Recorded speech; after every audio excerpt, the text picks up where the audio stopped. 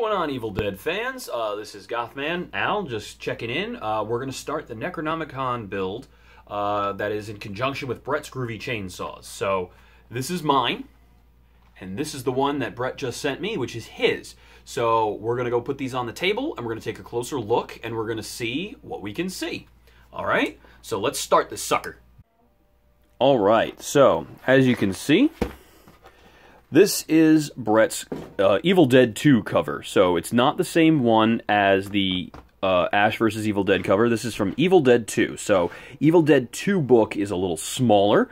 It was bigger than the one in the first film, but it had that classic misshapen mouth. So as you can see, Brett did a great job getting the 3 or 4 little lumps here, the indentation on the upper lip, the slanted eyes, and then a little bit of the texture.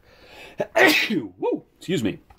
So let's talk a little bit about what modifications I had him made to his. So as he had mentioned in his, he actually showed you how to build this in his video. So if you want to see how he built his cover with the sculpting and the painting and all that, you can check it out.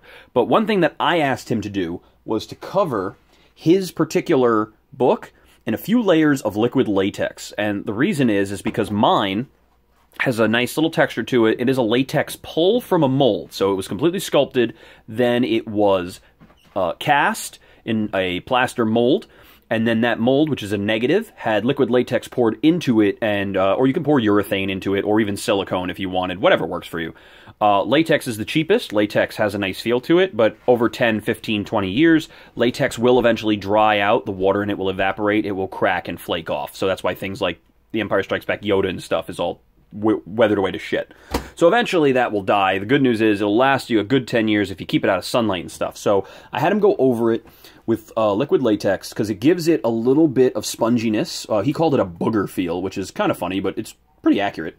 And has a little bit of a rubbery, sticky feel. That will be taken care of with some baby powder and then some paint that we're going to go over with it. So I'm going to get rid of that stick feel when I paint the sucker. And it just gives it a little bit of life and a little bit of that feel that skin and, you know, you want it to have. So he has coated the entire inside, and he's coated the whole back. Now, the back does not have the ear. I'm going to add that for him. So everybody knows that the Evil Dead book, in the back, you got to have an ear. So I am going to sculpt an ear on for him. So I'm going to update that to give it a little bit more accuracy. Inside, I like to do a page, which the binding is then attached to. This binding is actually attached to this page, and then this is here just mostly for show, because that is the Tom Sullivan method of binding. He used flaps of paper and cloth to hold it together. It adds thickness to the build, so we're going to have a cloth one for him in the spine, but because he's already coated this, I'm not going to lay a piece of paper over that, most likely. I will attempt and see how that goes, but we're going to experiment a little bit. So if not, we're just going to leave this like this and just have the cloth binding here. The thickness is actually not too far off from the spinal thickness of mine. So the good news is I can fluff the pages up and give it some coverage. The downside is, as I can just get enough light through this, you can see it a little bit. Because I do a fold over, it beefs up in here and takes up some of the space. So Brett's going to have a lot more space than mine, so we're going to have to go in and create some space fill here, and I have a couple ways I can do that with a binding technique. We are going to coat this whole thing, not in a black, but actually in a mid-tone brown. We are then going to go over with a black wash, which will take its color down a little bit and get into some of the crevices and give it some texture. And then I'll go in with an airbrush and hit some of the more fun areas. I'm going to coat this in a base deep red first, then go over it again with a lot of black washing to give it a little bit of that blood look to it and everything. And so we're going to make this really slick. We're going to make it look sexy. Really creepy, very Tom Sullivan-esque. So I'm going to go in with hot glue and liquid latex and rebuild him that ear and get this thing looking really, really solid for him. And the next step will be the pages. So again, we're going to go through and we're going to hit him with the updated pages. They are going to be done in this style, just like this. So I'm going to show you how I make these particular pages look this way.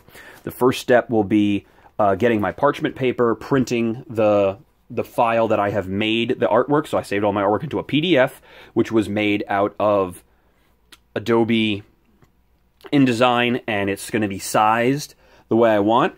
If you look at the size of these pages,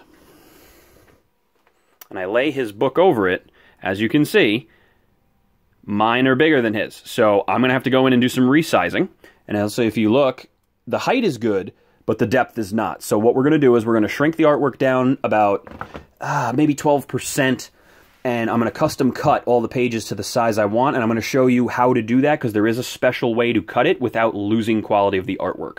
So this is a great cover. He did a great job. The next step is to go the extra mile and start getting this cleaned up, and then we're going to start putting the pages into it. So we'll build this, we'll paint this and let it finish and dry. We'll separately create and bind the pages. The last step will be joining the two together.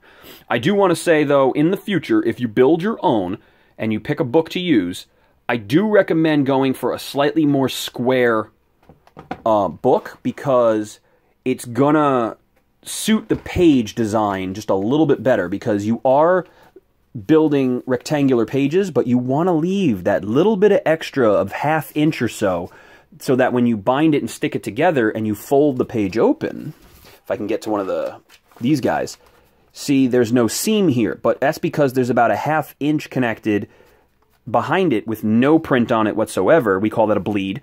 This is a no bleed page that I cut, a specific bleed, this on the left side, this on the right side. Those are squished together, and those guys give me the flexibility to run thread through and glue and create the binding that I need to do. So even though the artwork is really, you only see this rectangular piece, the page is actually this big, this whole extra piece. So this book is going to take some of that flexibility out from me, but because of the style of binding I'm going to do, it should be okay. I should be able to get it done with the cloth binding style I'm going to use, so it should not be a problem.